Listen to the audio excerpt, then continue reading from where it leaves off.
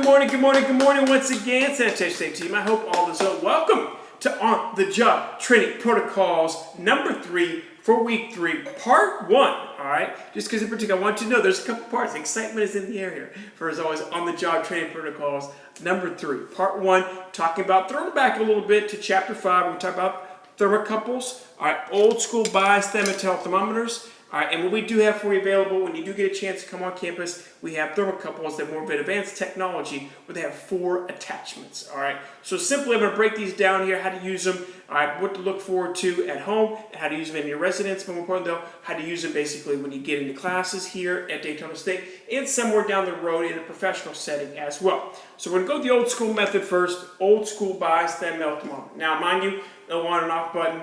It's just straight old school here. All right, you can see the dial readings right there. Now, when you get into basically your first class at Daytona State, your first basically food prep class, the chef's going to ask you to basically calibrate your thermometer 1 or 2 ways. All right, now be mindful. 1 or 2 ways we have for you right here: hot point, cold point. Cold point's pretty simple. Empty cup. All right, ice in the cup. All right, cold water in the cup. Wait a couple minutes, put your thermometer in there, set it to 32 degrees. You're ready to rock and roll. Now, hot point's a little bit different, maybe a little bit longer. Empty pot. All right, water in the pot. Turn up the heat. Now here we have electric at home, but I got good news for you.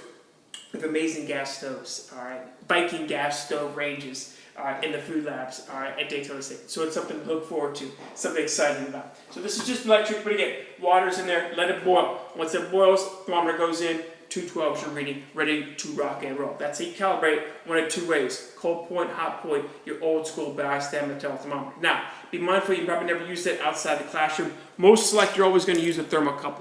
This is the one I got a chance to buy. You can buy this at Target, Wally World, Amazon. It's pretty simple. On and off team. All right, on, you're ready to rock and roll. Off, you turn it off.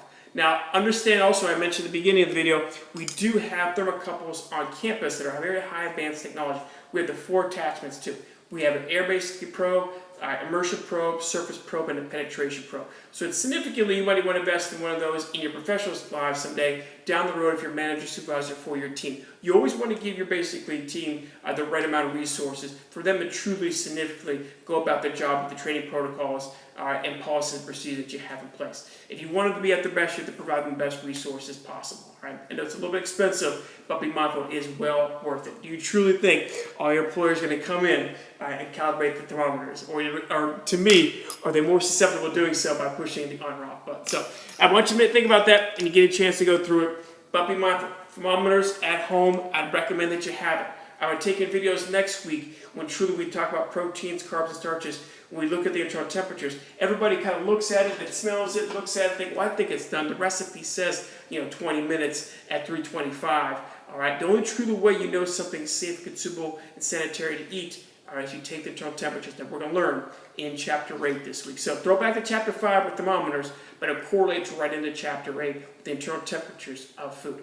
Hope you enjoyed the video. Any questions, post them below. All right, I wish you all the best. Make sure you check those temperatures, team. Buy a thermocouple. All right, have a good one.